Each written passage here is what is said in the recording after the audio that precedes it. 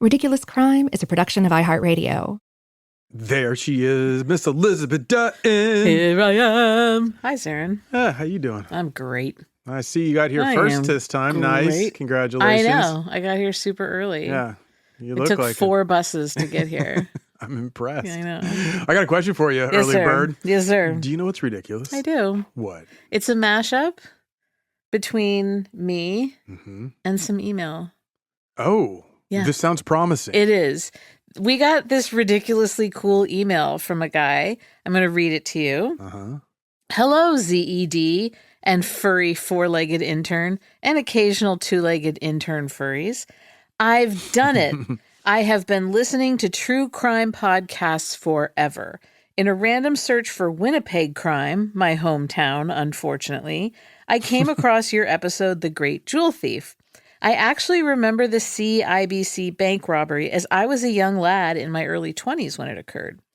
I thoroughly enjoyed the chemistry you both have and decided, quote, I think I'll give this podcast a shot.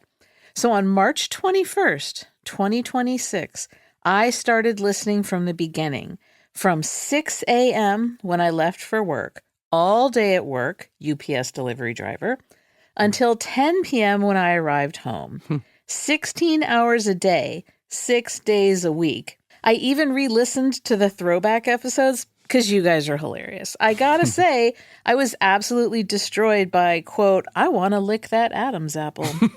I'm happy to say today, April 29th, 2026, I have caught up.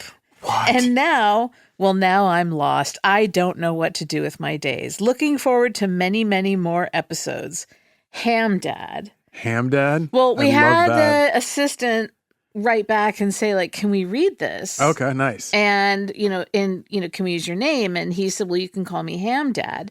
And then gave the sweetest, coolest explanation of the nickname. He said, it's my favorite life story.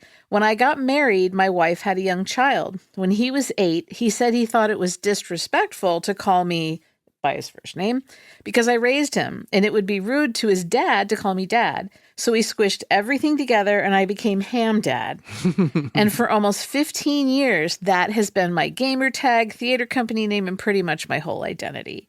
Hope you have a great day. Keep being ridiculous. Oh my God, I love that. Thank you, Ham Dad. That made me so happy. Ham Dad's kind of the coolest we've encountered in a long time. Yeah, that is really, really rich. And I just am shocked that you could listen to our voices for that much time. For that much time. My family is like, you need to stop talking. And I don't talk to them all that often.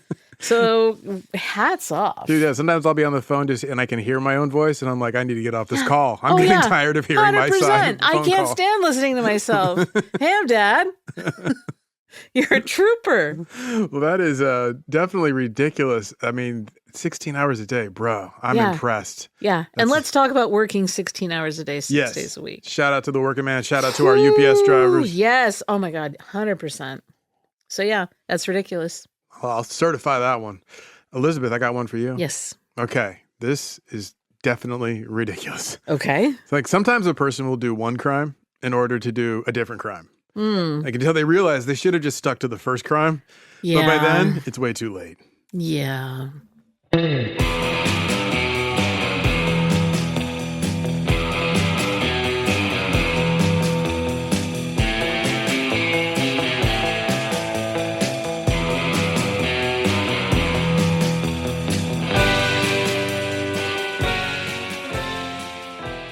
This is Ridiculous Crime, a podcast about absurd and outrageous capers, heists, and cons. It's always 99% murder-free and 100% ridiculous. Ridiculous. Elizabeth. Zaron. We don't cover a lot of crime stories that take place in Asia. I've noticed that. No. We did cover the Tibet and India with the Jimmy Stewart and the stolen Yeti hand. Very true. And of course, we did cover the North Korean Godzilla movie and Correct. the kidnapping and daring escape by the director and star actress. But I don't think we've ever covered a story that takes place in China. No, I don't think we have. Today, we're going to change that. Yes, I love it. As the Taipei Times reported in 2007, quote, 2 ordinary bank workers have committed one of the most bizarre bank heists in recent Chinese history. Not only was it bizarre, it was also the biggest, most lucrative bank robbery in Chinese history. Oh, you're kidding. Yes. And bizarre? And bizarre. Now, most of this story comes from a really excellent write-up by David Herbert called Jackpot. You can find it on the platform Medium. It's fantastic. And Elizabeth, you may be wondering, what's the story then, Zaron? Zaron, what's the story? Great question, Elizabeth. Then? Way to come out of the gates at a full gallop. I know, I'm so fired up. First, let's identify our players. And I need to say throughout this, I looked up and listened to all of the pronunciations in Chinese. I'm going to be trying my level best. I'm not a native Mandarin speaker, so please give me a little latitude. If I don't get my tonality exactly correct, I'm really trying. You're trying. And I think that, we do that. We do our best. Yes. It's never malicious. No. It's always with great respect. Now, this story features two bank vault co-managers who had a truly wild style and approach to crime. There is Ren Xiaofeng. He is age 34 at the time of the crime, and he was the mastermind. And then there is Ma Xinjiang. He aged 37 at the time of the crime. They both worked at the Agricultural Bank of China in Handan City in the Hubei province in northern China. Okay. Now, Ren Xiaofeng was the youngest of four in a family from the Hubei province. Local boy, right? Now, Shun was also reportedly a cute kid. Think like rosy cheeks, bright, curious eyes. Right. Some even called him handsome. He was the lucky member of his generation because growing up in the 1980s, his family had moved from the rural north and relocated in the more prosperous south relative to where he'd started. Right. Now, the time Jun was born, the family was living in a city called Deming. And that's where Jun enjoyed a childhood filled with games and play and free from the rural farm work times. And he gets doted upon. He's like, the joy of the family. Yeah, he's a little cherub that everybody loves. Totally. And he went to a preferential school located in the old walled section of the city. Okay. Now, it's important to know his family was not wealthy, but rather his father was a member of the Communist Party. And as a member in good standing in the party, his father had some juice. Yeah. So he could guarantee his son went to good schools and later got a good job, which is what happened. And Shun eventually finds employment at the most profitable branch of the Agricultural Bank of China, which is one of the big four banks in China. Okay. So this would be like, Bank of America. Sure. All right. So as it turns out, Shun had a natural gift for counting money. Now, while a standard everyday bank teller could count, say, like 800 bills, and then double check it, band it, stamp the amount on the stack, and they say they could do that in like 5 minutes time. Okay. Jun could do the same operation for 2,000 bills. Wow. Yeah, he had some light fingers. Just, right? Did they ever make him race that counting machine? No, but they do a competition in China where bank tellers compete to see who can count the most money the fastest. They have like inter-branch competitions, like our bank versus your bank. We're sending Shun, right? And he won out and he won his local contest. That's awesome. And then he went on to compete in the provincial regional tournament against all the regionals? other. Yes. And he placed second in regionals. So are these televised? I don't know about that. Now, all this to say, Jun was good with cash, and his bosses at the bank, they notice, right? So soon enough, they promote him, and Jun works his way up the ladder at the bank. Eventually, he joins the ranks of like the junior executives or whatever. Now, with his newfound prestige, he then is able to find the nerve to ask out a woman he worked with. And she agreed, and then the two hit it off, and he eventually proposed. Do you think he showed off by counting money? He's like, let me see, how much for that bill? So again, she agrees to go out with him, right? They hit it off. They eventually get married. Things are looking good for young Jun, right? Now some time passes. The next thing you know, the young married couple, they welcome their first child. But not just one kid, Elizabeth. The married couple had twins. Oh, boy and a girl. Fraternal twins. Very happy for them. them. I have to point out to myself. Oh, my God. Because the whole identical thing. We mentioned that before. Yes, where I thought you could have identical twins that are a boy and a girl. Yeah, so and I had to point out to you. Burnett, that would not be how that works out. So anyway, the married couple, they have their twins, boy and girl. And as I learned, in China, they celebrate the birth of fraternal twins. When it's a boy and a girl, they call it dragon phoenix twins. Oh, okay. And if you're wondering, the boy is the dragon, the girl is the phoenix. So now at the time, China was still operating under its one-child policy. So by having twins, it was like skirting the rule. without any penalty. Right. Win-win, right?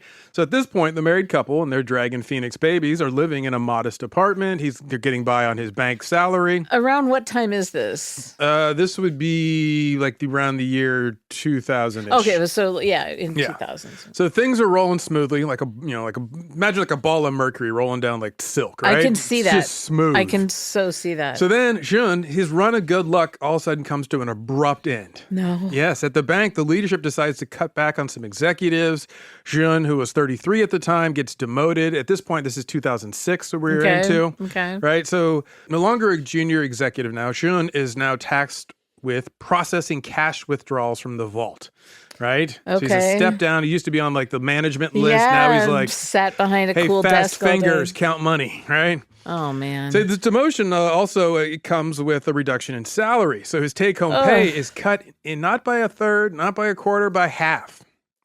Oh, Big time. God. 2 young babies at home, along with his wife, himself. Yeah. It's a lot to take care of. So Jun is faced with an economic crisis. But get this, one of his colleagues at the bank thinks he has a solution to his new money troubles. Okay. Elizabeth, the advice was not, maybe you should get a second job. The advice was not, maybe start your own business. Yeah. The advice was not, maybe your wife can get a well-paying job and work outside the home. No, his colleague was like, have you ever considered gambling? Hey, listen. So the trouble with this plan is that after the Communist Revolution, when the Communists took power in 1949, they outlawed gambling. Oh, really? Yeah, so Jun was told to start gambling by his colleague at the only legal casino, which was in Macau, or there were the racetracks in Hong Kong. Right. But both Macau and Hong Kong are in southern China, and Jun lives in northern China. Okay. So I don't know if you know this, but China is not small. No, not right? at all. Not at all. So basically, it's like if you told me you're having money troubles in Oakland, and I said maybe you should start gambling in Atlantic City. There's like a whole continent between. There's a lot. There's right? a lot there. Yeah. It was not the strongest proposed solution. No. But there was a third option for legal gambling. Somehow, despite the communist ban on gambling, there were still state-run lotteries. Oh, So if Jun interesting. wanted to, he could always play the scratch-off lottery tickets. Sure. The reason why the Chinese had state-run lotteries was simple. The PRC needed to raise funds for big projects. They would ask the people to pay for it through lotteries. Like, you can win a little too. Well, it's like here for education lotteries. Exactly. And they had a really big project coming up called the 2008 Beijing Olympics. Oh, yeah. Right? So in Yeah, 2006, when Jun's considering the idea of getting deep into gambling, the Chinese sports lottery and the Chinese welfare lottery, these are like 2 of the biggest, they are hugely profitable. They're just raking it in. There's advertisements everywhere, right? They're pulling in like $10.4 billion in a year in profits. No. Yes. So Jun tries his luck at the lottery. He buys a 2 yuan ticket, which is equivalent to about 25 cents. Okay. Then he plops down in front of the TV that night to watch the nightly lottery results. And so on state-run TV, they would broadcast the lottery pull. So it's the same thing. Lottery balls jostling around inside like a giant bubble or whatever. Yeah. The balls get pulled one at a time. Winning numbers are announced. And Jun sees that he lost. But he's been super lucky up till now. So he's like, well, maybe I just need to play a little more lottery. So same thing. He buys a cheap ticket. Slippery slope. He comes home and he watches the live drawing of the numbers and he loses again. And then the next and again. And then again. And apparently his good fortune did not extend to lotteries. Little buddy. So, however, you can't win if you don't play, Elizabeth. We say this all the time. That is so true because I'm like desperate to win, but I don't play. Yeah, it's really impossible. It would, honestly, I feel like winning the lottery would solve a lot of problems for me. Really? You think so? Yeah, I'm totally Have you ever sure seen of it. the record for lottery winners? It's not pretty. No, I know, but I'm different. You're built I'm made different. of different stuff. Yeah, I can and I attest have to a that. plan. Okay, I like this. Yeah. Okay. I do. I have trust you. A fully developed plan. Yeah. The only thing missing is me buying a lottery ticket. Okay, well, that's probably step 1 in your plan. It should be. Yeah. See, I don't play the lottery because I know I would just ruin my life. Yeah, you would. You totally. So anyway, Jun, he keeps at it, right? He's got a new daily routine. He stops by some crappy little shop that sells lottery tickets. He buys some, and he goes home, and he waits for the broadcast to see if he's won. You know, he's like, did my lucky numbers come up today? But but he's like, I only make half the money I used to make. Let me just bleed some out every day. 25 cents at a time, yeah. Still. Well, he finally... Every little counts. He wins one night, Elizabeth. But when he takes his winning ticket back to the store where he bought it to like cash out the ticket, he learns that he just won some paltry little sum. Like 25 cents. Like $2 or whatever. So much for that. Anyway, one day, Jun has a big idea. Maybe he's not playing the lottery hard enough. Maybe he bought more and more tickets. Yes. He would, up his odds of winning. He'd That finally always get works. that big payday. So enough for his and his wife and his dragon and Phoenix twins' future to be squared away. So in order to buy more and more tickets without taking food out of his family's mouths, he would need like a credit line. Oh or my God. some kind of maybe a new source of money to gamble, right? Sure. Elizabeth, this is where his big idea comes into play. This is what we call a gambling addiction. Well, because And it's a serious thing. But think about it, it definitely is. Like I've seen the little writing on the bottom of all those ads for DraftKings or They're whatever. like, don't blame us. No, because remember, he's a smart guy. He's got a lot of luck as he thinks. So he's like, you know what? I work at a bank. What do banks have? That's right, plenty of cash. So what if I, borrow some of the bank's money, use that to play the lottery, and then whenever I win a big payout, I'll just put that back of whatever I borrowed. I mean, boom, boom, boom. Well, it beats taking out a line of credit. Yeah, stealing money from the bank where you work. Yeah, if I had to choose between the two, steal the money. Well, I respect it, right? I mean, it's one of those things. It's like, okay, that's a choice, right? It is a choice. But debt, man, you want to avoid carrying debt. Yes, you advise crime over debt. Yeah, definitely. Well, I was thinking about it another way, which is it's basically a solid business plan if you think about like using someone else's money to pay for your gambling, and then when it all works out, you promise to pay them back. I mean, that's basically the business plan of the whole AI industry. It's totally true. So the trouble for Jun was if you asked the bank about his plan to borrow their money so he can play the lottery, the bank would call that a bank robbery. Yeah, They're but real particular. He didn't want to bother them. They have a lot going on. Yeah, I know, right? But it just goes to show one man's business investment strategy is another person's felony. Very true. Anyway, Jun loves his new idea. He's like, this is a winner. And so he decides it's time to borrow or rob, whatever, the bank's money so he can win a big prize in the state-run lottery. It's what you and I would call a foolproof plan. I'm sorry, I misread that. A foolhardy plan. Sorry. Either way, that's Jun's play, which leaves the question, how can he rob his bank? Oh, I'm sure he'll come up with something. Right? Old fast fingers? You know it. Oh, yeah. Right? I forgot. Lightning fingers. Let's take a little break. Now we got this heated up. And when we get back, Jun robs a bank. Jun.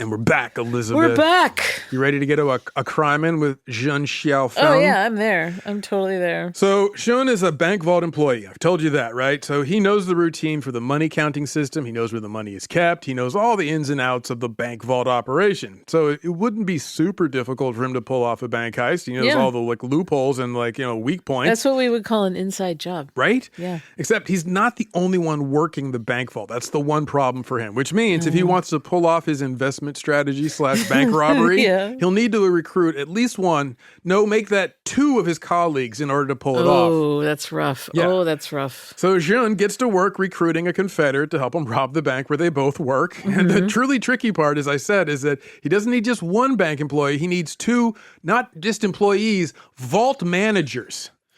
Yes, the co-managers, they call them. Because the vault requires two bank vault managers to use their two keys at the same time to slide open the vault door. Right. It's like a nuclear sub where they got to turn the two keys at the same time to launch a nuclear missile. Sure. All right, so in this year, at this point, it's 2006 still. Okay. Jun approaches a bank vault manager, this cat named Chao Shu Nan, right? And when that's successful, he approaches a second bank vault manager, a cat named Zhang Qiang. Now, both agree to help him rob the bank. Huzzah! Yay! No one saw that coming. There was no problem. He just asked him, hey, you want to rob They're the bank? like, I hate this job too. I'm down. You want to rob the bank? Totally, What bro. if they'd just been constantly buying lotto tickets and bringing their family closer and closer to bankruptcy, and they'd been thinking about it at home, and then he's like we're I got a plan. simpatico brothers. He's like, Jinx, buy me a Coke. I was about to tell you I have the same plan. And then they just like skipped around, did a montage. It's great.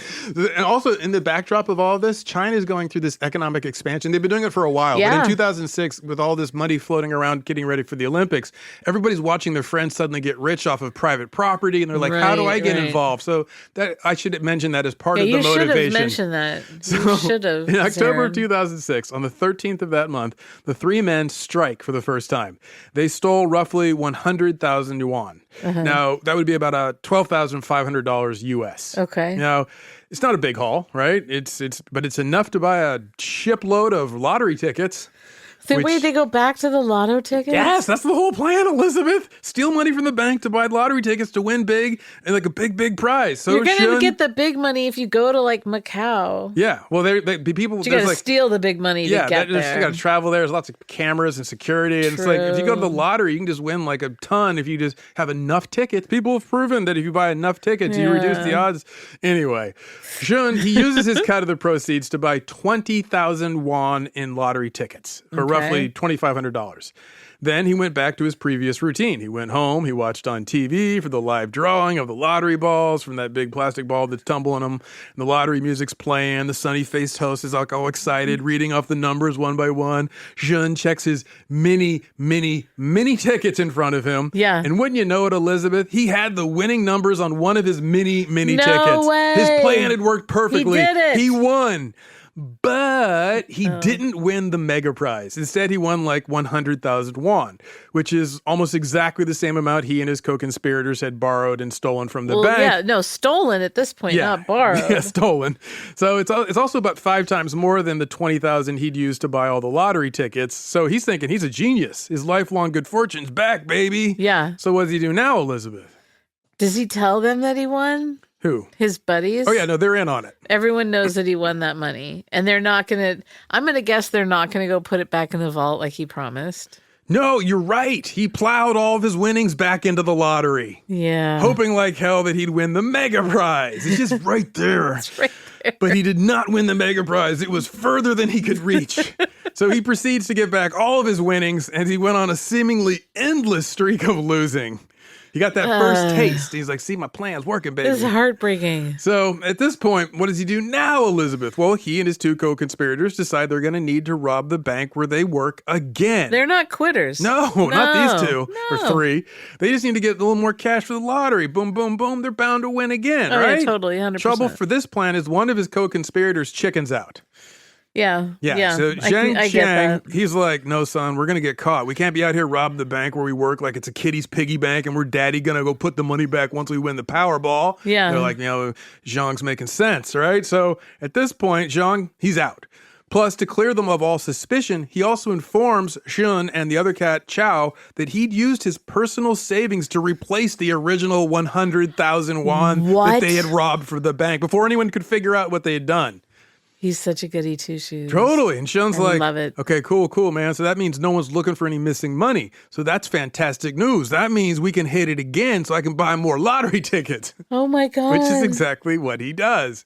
And wouldn't you know it, Elizabeth, the gambling gods once again smiled down on Shun. He was able to win again, a big prize this time. In fact, this time it's a really big score, like 210,000 won, like double what he's won before, basically $26,500. Sure. That would have been enough money to return what he'd stolen the second time and to pay back Zhang for what he'd replaced from the first robbery. So do you think that Zhun did the smart and honorable thing, or do you think he did the stupid and selfish thing? I think because we're talking about him, stupid and selfish. Yeah, you don't need to answer that because you already know the answer since he's on this show. So what Zhun did was to lie to Zhang, and who had paid back that first money, right? Yeah. And then he and the third cat, Chow, they lie to Zhang. They tell him that they lost. They don't tell him that they won the money. That's what I saw coming. I thought that they'd start splintering off like that. Totally. Now they don't have to split the proceeds with him. So, and this time they were smart about one thing. They did replace the money they'd stolen from the bank that second time. That's good. So at this time,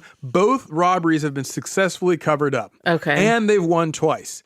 And they've managed, as I said, to hide the hole. But they owe their buddy. And no one's found out. Money. So as long as these three guys, and they're all guilty, so none of them can turn on each other That's per a good se. point. Yeah. But then old Jun's luck helps him out. After they return the stolen cash from the second robbery, Jun is made a bank vault co-manager. Oh, no. Now he doesn't need the other two guys because he has one of the bank vault keys. Now he just needs one other co-manager. Right. So he drops both Chow and Zhang, and he finds a new bank vault co-manager. Wait, a freshie? He doesn't stick with Chow? I think they get transferred out because he takes their positions. Oh, I see. Yeah.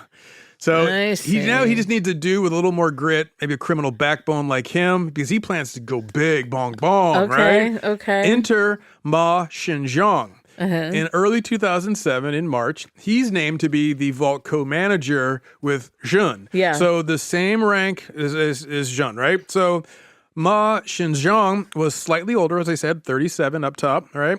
Jun is 34. Now, Ma was also a local boy, but he was from the country, and he'd worked his way out of his rural village. He'd come to the city. He'd made good. Now he gets promoted to be a co-manager at a bank. Basically, my man Ma was ambitious, hardworking. He had known hardship, and he had no plans to taste that life again. Yeah. Also, he's exceedingly honest in all of his business dealings. Like for one time, a bank customer left the bank and they dropped 200,000 won, which is about $25,000. Right. And Ma finds it. He doesn't pocket it. He doesn't do anything hinky with it. Instead, he locates the customer and makes sure they get back their lost money, knowing what a big hit it would be for them. Sure. What a good person. Right? So on paper, he does not seem like the ideal candidate to approach about helping you rob the bank where both of you work. But as we've established, Jun's a gambler. So he sidles up to Ma and he gives him his pitch for how the two of them, two co-managers with the bank vault keys, they could score some easy loot if they rob the bank. It's a hugely risky move on Jun's part, right? Yeah. It could all collapse right here. Because he hasn't worked with him for very long. And he's brand new at the bank. Nobody knows much about this guy. But he just started. He could just be like, let me show you how we do it at this branch. Mm-hmm. I'm the co-manager who has to take the money out and go and clean it, like physically scrub it at night at my house and then bring it back. Get the ironing board out. I got to crisp up these bills. Yes, and then I bring it back. They didn't tell you about that in your other trainings? Wow, with the banks you've worked at, man. Wow, slackers. So what do you think happens when Jun approaches Ma? Does Ma go for the pitch to become co-conspirators? I don't know. Does he, Zaron? Shockingly, he does. Well, the former military veteran and ambitious country boy hears the plan about using their two bank vault keys to rob the bank, and he's like, bet, let's get that paper, son. Yeah, he's like, I'm not paid enough. Let's do this. 2 days later, they cut the power to the camera in the bank vault and they get to work as bank robbers. Yeah, like I said, he was like, bet, let's get this paper. Now, did Ma know that Jun had done this before? I don't know. I don't know if he bragged on it. I like that he probably just pretended, I just had this crazy idea. Mm-hmm. And I have a binder that I put together about it. And don't ignore the other guys' names in there because that was just me, spitballing it this morning. But of course, like before, they don't go big. They just steal 50,000 won, which is roughly $6,500. Yeah. It goes off without a hitch. Perfect. They're like, boom, boom, boom. And then Jun takes the money, hits up the lottery shops, buys a boatload of lottery tickets. Yeah. That's still, once again, primary plan. He's just bankrolling his lottery play. Yes. And then together, Jun and Ma sit down before the TV. And together they watch the live drawing of the winning lottery numbers. And together they see that they lost. Oh. None of their mini tickets had the winning numbers. Oh, well. So I guess they can always rob the bank again, replenish their investment capital. Sure, Which why is not? Exactly what they do. Oh, man. They use their two bank vault keys to open up the vault. They pilfer some more cash. They buy more lottery tickets. And they watch the live drawing again. And this time, they also lose. No. They still had enough. They were getting so good at it. They were so close. They still had enough money, though, from this robbery to buy more lottery tickets, which they did. And yet again, they sat down before the TV, the live drawing of the winning numbers. And this time, Elizabeth, they won. You're kidding. Yes. However, it was no mega prize. It wasn't even a big prize. They won 20,000 won. Oh, no. Roughly $2,600. That was less than they'd spent to buy all the lottery tickets, far less than they stole. Right. So it cannot cover the hole they've created. So now they're in deep, right? Now they're like, we got to keep doing this. We got to replace the hole. Sure. So if you were wondering, What do they do now, Zaron? Well, I'm happy to tell you. What do they do now, Zaron? Great question, Elizabeth. I know. They keep criming, brother. Of course. And because, they go back to work, they rob the bank again, and again, and again, and still some more. They rob the bank nearly every day for 2 weeks. What? They just keep taking money out like it's their own ATM. And like $100,000 every time. Yeah, like every day they're just hitting the bank up. And they keep buying lottery tickets, and they keep losing, and now the hole is just getting bigger and bigger. They're creating a black hole in this bank vault. They'll never be. Oh, they don't win jack squat for 2 weeks while robbing the bank nearly every day. Unbelievable. Finally, on March 29th, 2 weeks after they started robbing the place blind, some employees at the bank have to conduct the monthly audit of the vault. Wait, these two are why the opening ceremonies at the 2008 games were so great. Yes, they funded it. Personally they funded it.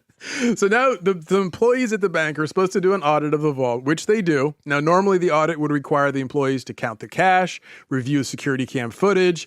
But these employees, Elizabeth, were apparently extra lazy. Because what do? They just walk into the vault. They decide everything looks right. They close the door. They call it good. They don't do anything. They don't notice there's 2 weeks missing from the cameras. Well, no, they don't look at any of the footage. They just open the vault door, look inside. Yep. They're like, "Yep, looks clean." Like and close the door. Like Clark Griswold at the rim of the Grand Canyon. Yes, exactly. So Jean and Ma, they get super lucky. They don't get caught. Meanwhile, Jean has been keeping his own records of how much they've been borrowing/stealing from the vault, and he knows it's a lot. He just doesn't know exactly how much. I mean, he still has hope. He lost track of how much they've taken? Yeah, well, he has a pretty good tabulation, But he's mostly focused on the hope of replacing the money they've stolen when they hit it big. So he's like, tomorrow, man, it's going to be tomorrow, right? So at this point, though, he knows that they've stolen probably around 2 million won, right? Which would be about $260,000. That's a lot of money. Yeah. But Jean, he really needs his good luck to come back. So in April of 2007, lottery officials noticed that the Handan Sports Lottery is raking in big profits. Right? Like, it's basically what you said. They're like, man, suddenly there's a lot of players buying a lot of tickets. We're going to have so many extra ribbons. Get like 10 more drums. This is great.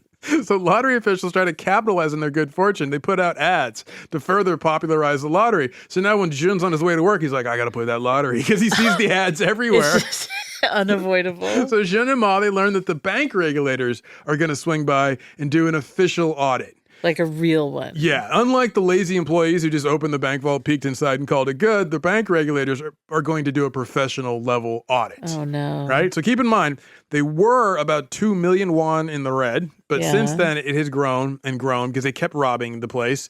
So by April, Jean had, as I said, lost exact count, but he had a pretty good idea. You know, he may have been off by a couple of won here or there, but he knows it's about 33 million won, which would be about $4.3 million that they have now stolen from the vault and spent on the lottery. What? Yes, it's a huge And haul. how much lotto? I mean, they got like $28 to show for it. Well, they win little bits, but not enough. But they fold it back in. Yes, totally. So any bank regulator worth their calculator is going to find this hole.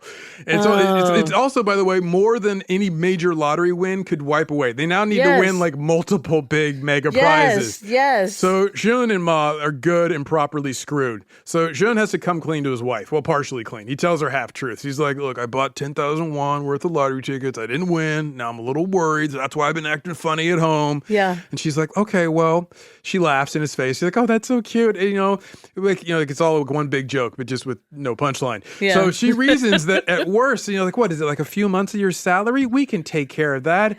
So I've saved money. So she's like, you take the money I've saved, you buy more lottery tickets, and that should make up the money you lost. Oh, she's just as bad. Right? She's like, we can get by. Are they not familiar with the statistics? No, not at all. Odds on and I don't think she realized how much money she would have had to have saved. When she's like, it's just like a month of your salary. So at this point, Jun has another one of his big ideas. He knew it was likely that the bank regulators would discover the 33 million won that was missing from the bank, and he'd be facing a lifetime behind bars. That is, if he wasn't executed by the state. So, remember, China don't play about corruption. No, they don't. So Jun's big idea now is the classic move. We need to pull off one last big job. Always. Always. To make matters worse, they'll need to pull off their one last big job by robbing the bank while it is open. Right? Wait, okay. Yeah, so their plan is the one last big job, then they buy a ton of lottery tickets because they were sure if they had enough, I'm talking like millions of won, then they could win the mega grand prize, replace the 33 million won that they've already stolen, and then which is about $4.3 million. And so hopefully, maybe they even have a little extra so they can get a taste. Are they just going to get up from their desks and then walk outside and then walk back in and rob the place? Practically. And they're like, their plan is simple. Guys, we know who you are. Yeah. Well, it's not very disguising their voices. They decide to steal 18 million won. Now, one wrinkle is that the lottery shops could only sell 50,000 won in tickets to any one buyer, so they'll need to have hundreds of thousands of tickets printed up from shops all across the area, or they'll need to find some like hinky, corrupt lottery dealers who'll just keep printing out stuff and then not admit who they're for. Yeah. So, but they're focused on that mega grand prize. These are all details, right? Right, We'll figure it out. Everything will be fine. However, first, they would need to rob the bank. Okay. Now, rather than me tell you about it, Elizabeth, close your eyes. My eyes are closed. I want you to picture it.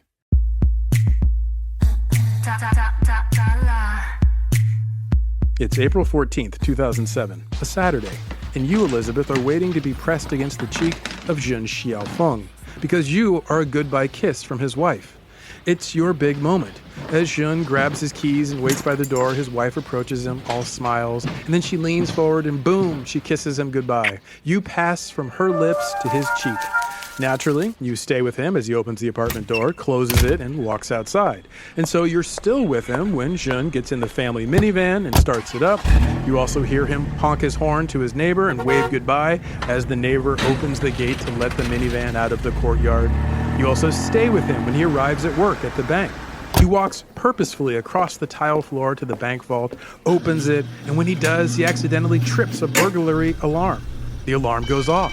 The surveillance cameras record his presence, but he seems cool with it. Rather than panic, he just waves at the camera.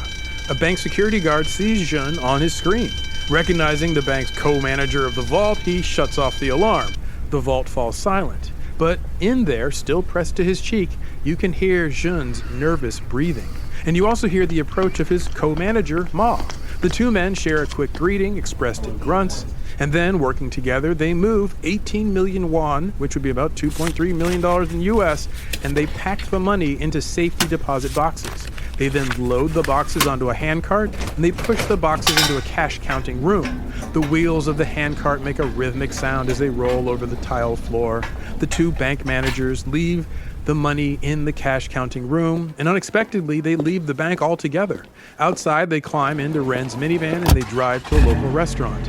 On the patio outside the restaurant, you see the two co-managers meet with a group of 3 lottery vendors. The men exchange pleasantries and then get down to business. You hear Ren tell the 3 lottery vendors that a local iron tycoon wants to purchase a very large bundle of lottery tickets to give away to his employees. His money is ready for them at the bank. The 2 bank co-managers climb back into Ren's minivan.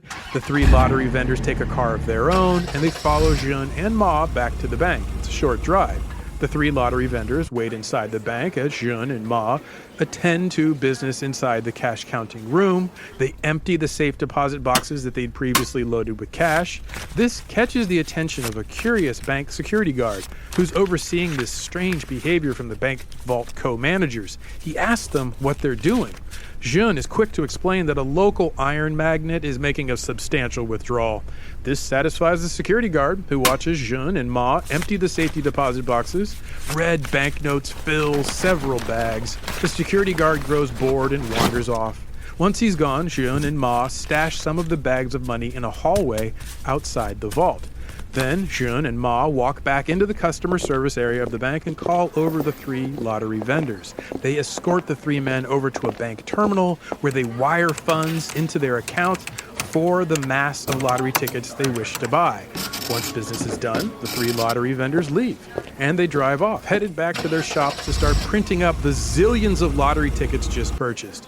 Meanwhile, Ren and Ma walk across the bank back to the vault area where they grab the bags of cash and a few safety deposit boxes that have not been moved, which they then secret away and carry out the back door of the bank, where they load the stolen cash into Ren's minivan. They close the van door, step back inside the bank to finish out their day. No one suspects a robbery just happened. But as the kiss goodbye pressed against his cheek, you saw it all. Good thing you can't speak. So there you go, Elizabeth. One part of their plan down. Now what's left is the lottery tickets. But before we get to that, let's take a little break. And after these messages, we will hear how the lottery balls fall for Jun and Ma.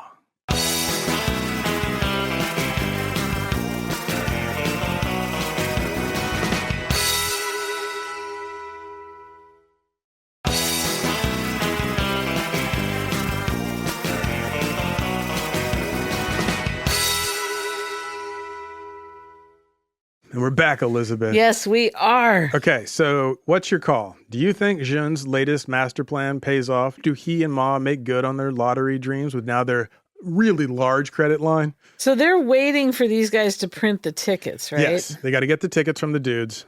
And so if the dudes don't print the tickets... by like 8:30 when the drawing is that night. But if they just walk off and they don't even start printing they're the not going to tickets... do that.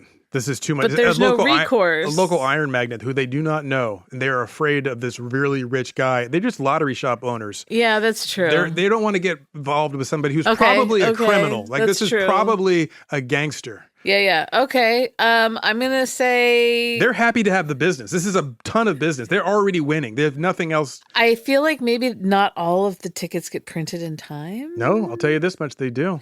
Oh, they get all the tickets. Well, then they're all duds. They're all losers. No, because they're picking it's a bunch of random numbers. Sure, they're not going to fill out all the numbers, but like they cover a big spread. Right. Okay. So do you think that you had 18 million won when you're getting, like that's millions of tickets? Yes. No.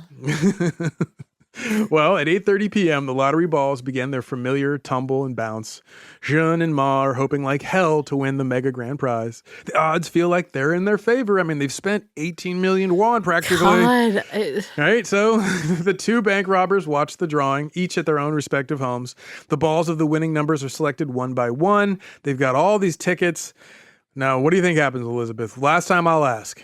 I think they all were loser tickets. No, turns out they win. Oh, the big one? They did not win the mega grand prize. They won like $2,600? They won like 98,000 won. That was it out of all the tickets, which is far from the 33 million won. Very far. That's on the other side of the map. That means in crime parlance, the jig is now up. It's time to run for their lives. Yeah. So that night, the two men meet outside of a local hospital to discuss their options. I like that they went to the hospital. Yeah, in a parking lot outside the hospital. Just in case it goes south, you're already there. So they decided to split their winnings and what they stole from the bank earlier that day. So about 3.9 million won, or roughly $500,000 in the U.S. It's not an even split, though. Jun, he gives his partner Ma 600,000 won, or about $78,000, and he says, "Never contact me again. Good luck." Lose my number. Right? And he's like, yeah, you better run for the hills, son. So remember when you had a life? That's all gone. Yeah, so, right? 2 days later, on April 16th, 2007, on a Monday, detectives arrive at the Agricultural Bank of China in Handan City. It seems that someone has robbed the bank over the weekend. No. But the bank employees do not have the two keys needed to open the vault door. Because they both The quit. two co-managers do, and neither came into work that day. So the police are forced to bust through the 60-centimeter, or roughly 2-foot thick bank vault door, which they do, like a real heist team. They break in that vault, and inside the vault, the police find no signs of a robbery. There are no guards bound and gagged. There's no rifled through security deposits are all wrenched open. Yeah. None of that. What they do find is a ton of money missing, and the only clue left behind is a bag of lottery tickets. Oh, get which is just odd. I don't know if that was like, look, I'm spending the money on the lottery. How bad is this? I'm giving it back to the state. Anyway, word soon spreads about the bank robbery. In a short time, the city's cab drivers notice all this heavy police presence outside the bank, and they spread the word to avoid the area to each other, right? Yeah. Meanwhile, they also tell their passengers, which also really helps spread the word about this robbery. Suddenly, almost everybody in Handan City knows that the bank got hit. Oh, interesting. Meanwhile, Jun and Ma have split up. Oh. Both men are on the run for their lives. And on the run for their families, right? Like no, by themselves. Yeah, so from their families. They left their families behind. They are just like men on the lam right now. Yeah. So when the two former co-managers fail to show up to work on Monday morning and fail to answer multiple phone calls, that's when the bank employees grow suspicious. I think they might have been part of the Yeah, heist. it's a little hinky. So the news of the bank robbery and the two suspected co-managers hits state-run media, newspapers, TV, radio. They all carry the story. The two co-managers are named. Jun and Ma are accused of stealing, in total, 51 million won, or roughly $6.6 million. Oh, God. It's officially the biggest bank robbery in Chinese history. Yeah. So now the question is, where did they go? Zaron, where did they go? Fantastic question, Elizabeth. Yeah, I know. So Ma, he decided, you know what, I'm getting on a train. And he hit out on a sleeper train. It's like, dork, shut Ma off by himself. And he heads to Beijing. He's like, that's the capital. Yeah, It's just big. get lost in the crowd. Yeah, hopefully no one notices me, because it's in northern China, so it's not like terribly far away. So once there, he buys a ticket on a local bus and he heads for the country. Smart move, except it's actually a slum just outside of Beijing where he's headed because there are many unfortunate folks who've been pushed out of the city as it rapidly builds in anticipation of 2008 Olympics. Right. That happens every time there's an Olympics anywhere. Totally. So Ma, he goes and he links up with an old army buddy who's like on hard times living in the slums outside of Beijing. Yeah. He's like, hey, can I lay low in your apartment? And the buddy's like, of course, man. Lets him like hang out. So he's good. He's laying low. Yeah. He's got a guy he trusts. And now where's Jun? Great question, Elizabeth. You're really on top of this. I love it. I'm on fire. So after they split up, Jun flees. He uses his minivan, the family minivan, to escape Handan City, which is smart since the police put out a tip line for info that might lead to his arrest. Mm-hmm. That first day, that Monday, the police received over 10,000 tip calls. It's a lot to process. 10,000, those can't all be. No, the Mindy were not good. So they were inundated with like, that's my neighbor, Yeah. So at this point, Shun is smart. He ditches his minivan. He rents a Volkswagen Jetta to make his escape further. Cute. He has 3.3 million won on him, a fake ID, a burner phone. He stays away from major highways and roads because China's got all those surveillance cameras. Right. So he sticks to back roads. He's using they're going the slow route, right? Sure. He finally reaches the city of Duzhou and he ditches the Jetta. He hires a taxi driver to take him to another town, a place called Rizhao.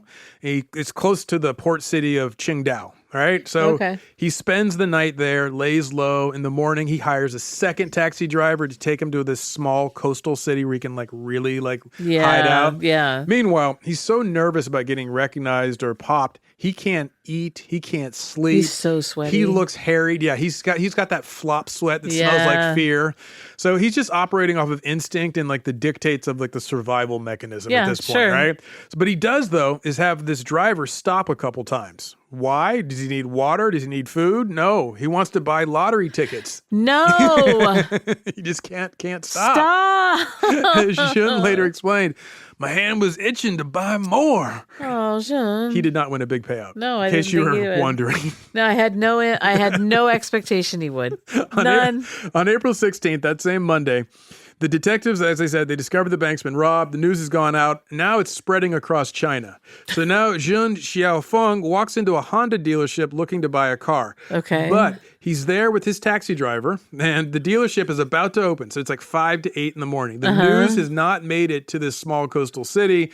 So Jun tells the sales manager that he wants to buy a car for about 200,000 won.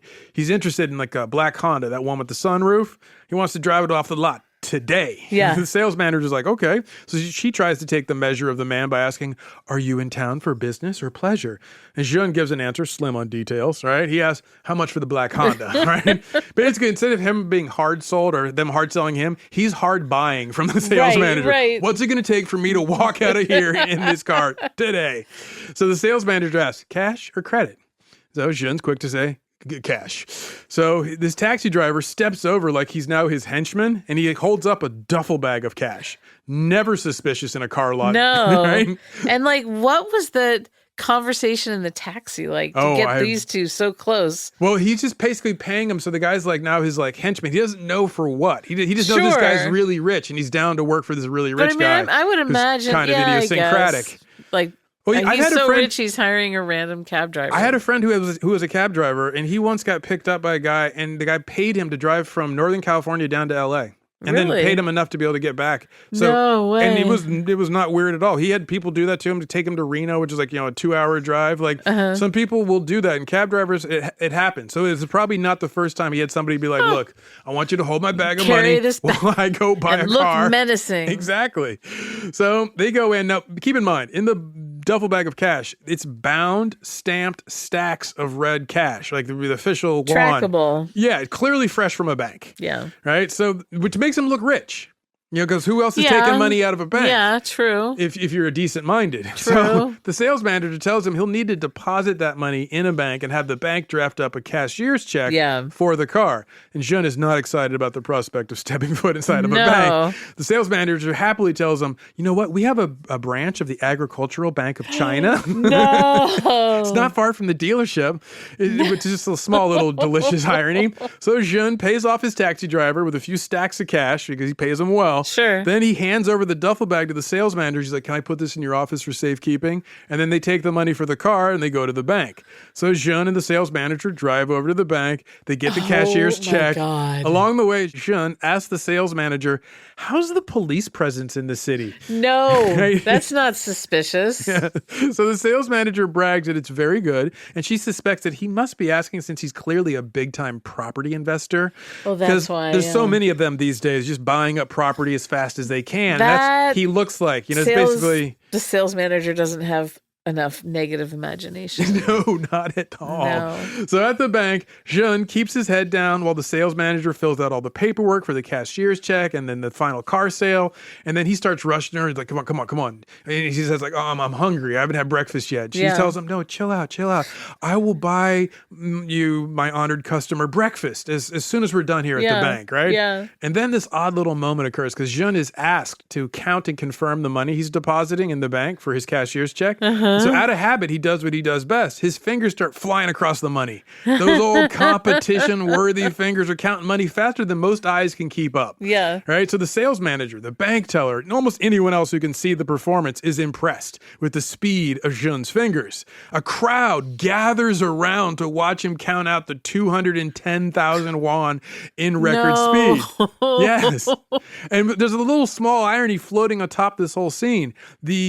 There's a reward for any information leading to his arrest, and the amount is 200,000 won. So almost exactly how much he's counting is how much they would make if they just called a cop. Yeah. Anyway, we're still on Monday morning early, And so the news has not made it to this coastal city. It's mostly just in Handan and permeating out. But he's at a branch of the bank that he robbed. No, yes, a branch of the bank he robbed. Yes, exactly. Perfect. So then they head back to the car showroom. The sales manager hands the keys over to Jean. Proud of the quick and easy sale, she watches him drive off. And like, oh, enjoy your car. And she even says to this fellow salesperson, like with I imagine like a big smile. She's like, that guy has enough money on him for a Mercedes-Benz. He's got to be a fugitive.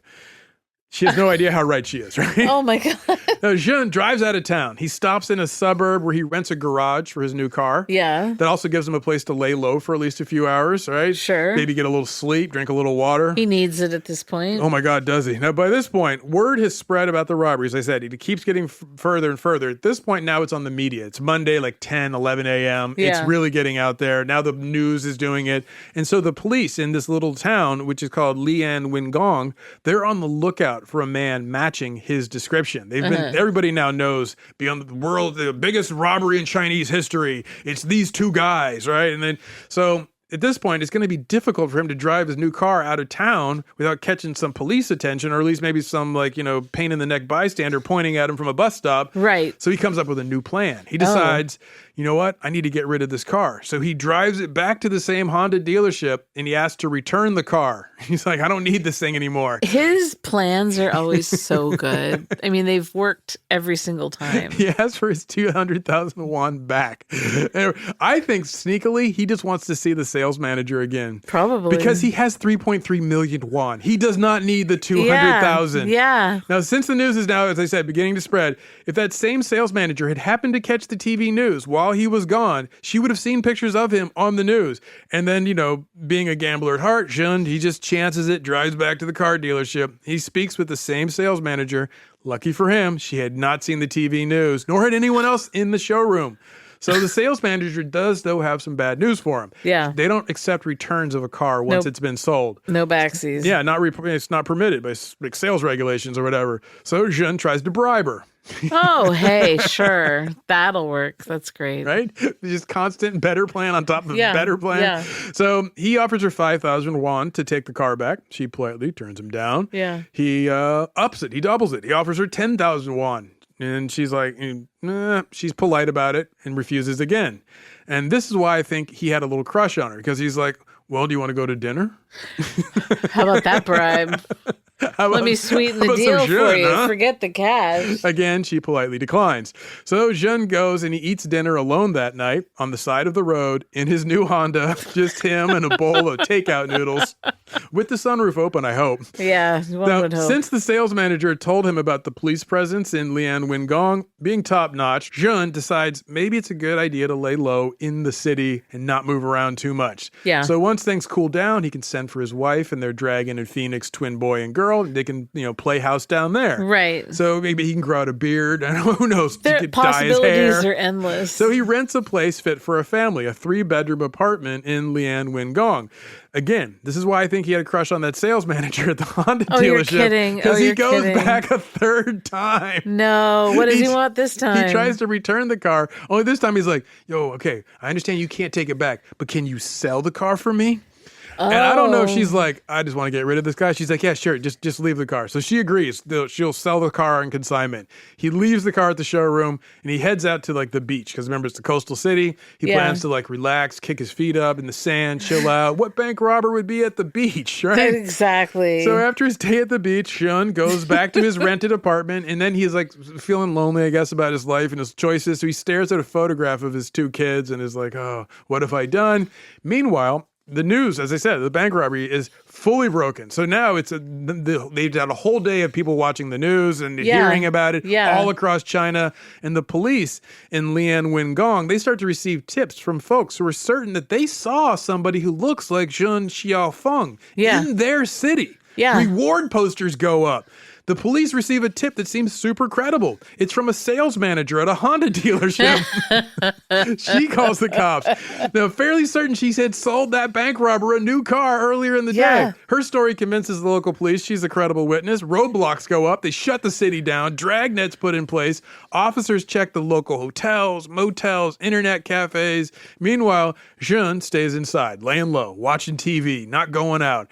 He's watching the latest news. Of course. And that's how he learns that his co-manager, Ma Xinjiang, has been arrested, busted in Beijing. No. Oh, no. Oh, no. So Zhen watches his accomplice get perp walked by the police, and he prays like hell that his good fortune can hold out because he just needs a little while longer, something to work.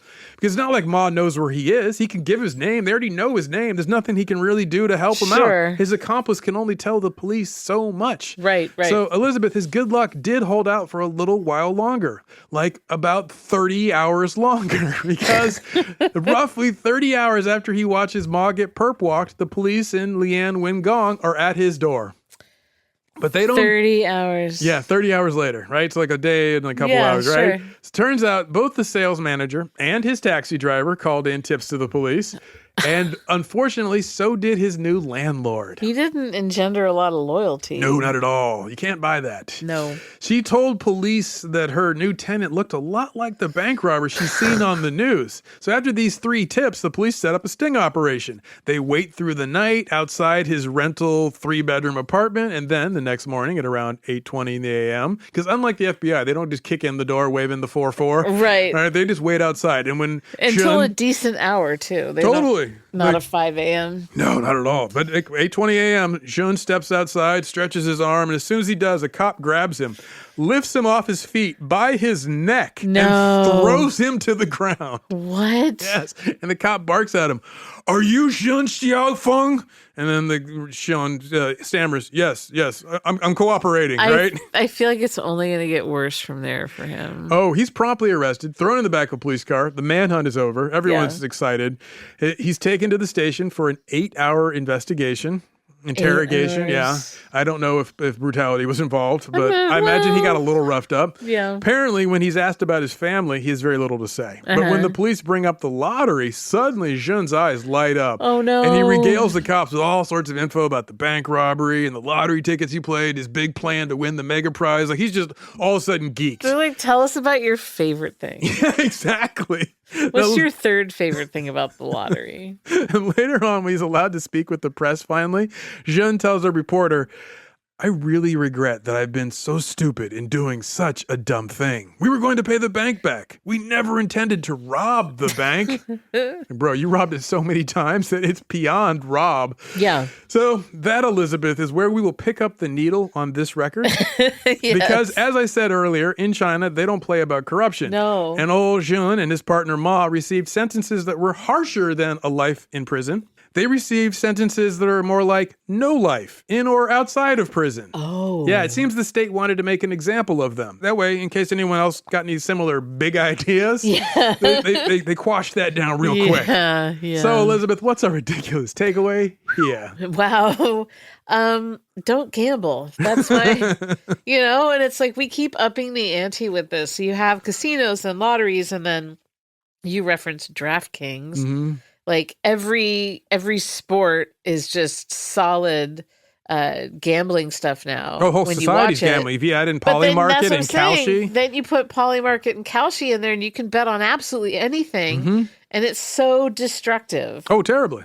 So destructive. So, I mean, I know there are people out there who have fun with it and they like to gamble and have a good time, but, goodness gracious, it destroys people. It destroys lives. It's a soul-eating thing. Yes. There's reasons why we have so many stories of don't do this, be like this. It hits that part in your brain that's like, oh, maybe just a little bit, maybe just. Oh, yeah. It works your pleasure center into a froth, and then it obliterates your ability to have a good chain of thoughts. Yeah. You're like, oh, no. See, if I get this one. Do you see the kid? There was a college football quarterback who just got basically put into rehab for gambling because he was making thousands of bets, sometimes hundreds in a day, but probably more than that.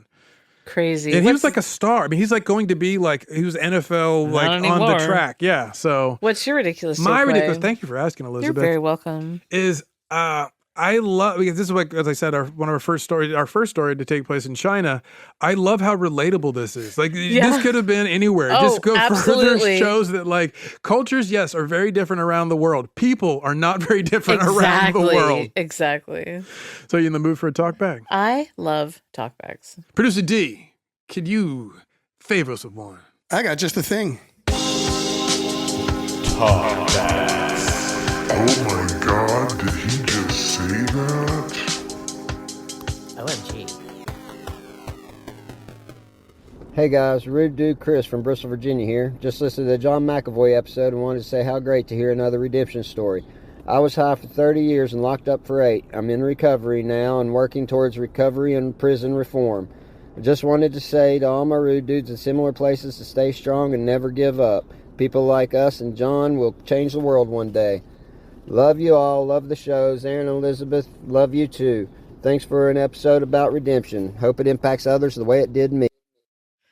You're not going to change it one day. You're changing it right now. This is incredible. I'm so supportive and so proud of you. So proud, yes. My goodness. Good work. And way to grab the whole conundrum by the horns and say, you know what, I'm going to work on prison reform and I'm going to work on getting people a sense of recovery, redemption, and also reclaiming their sense of who they are as people and their ability to change. Exactly. I have nothing but applause and love for you. Yeah, thank you for that. That was really nice. Yeah, I love it.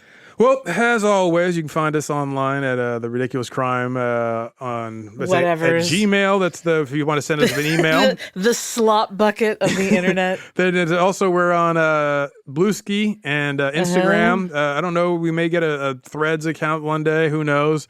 I got us kicked off of Threads. Oh, did you? Okay. Well, they don't let me do any of the social media stuff anymore. Oh, they take away the keys. Admiral iHeart's like, give me the keys back and give them back to 100%. Terry, our assistant. Terry. Poor Terry. Yeah, poor Terry does not like me either. Well, we do have also the account Ridiculous Crime Pod, P-O-D, on YouTube. You can catch all the same shows there. They got like a fun little animation for you to watch. And we have our website, ridiculouscrime.com, and you can get merch there, and you can check out a bunch of gifts, and it's just a fun little quick hang for you. And obviously, we love to talk backs. We love hearing from y'all. We love to connect with the Rude Dudes, and we love to hear your voices. So please go to the iHeart app, download it, leave us a talk back. And, we maybe got to hear your voice here. As I said, we'd love to hear it. So please do it. Do it. Do it. Do it. And as always, thank you for listening. And we will catch you next crime.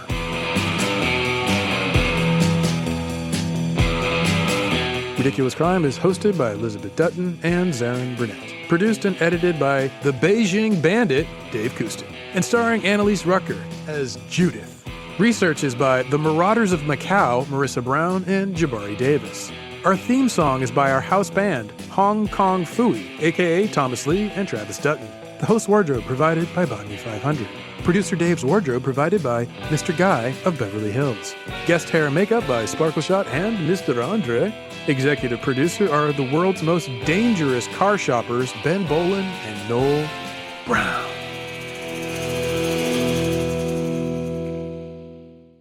Ridiculous crime. Say it one more time. Ridiculous crime. Ridiculous Crime is a production of iHeartRadio. For more podcasts from iHeartRadio, visit the iHeartRadio app, Apple Podcasts, or wherever you listen to your favorite shows.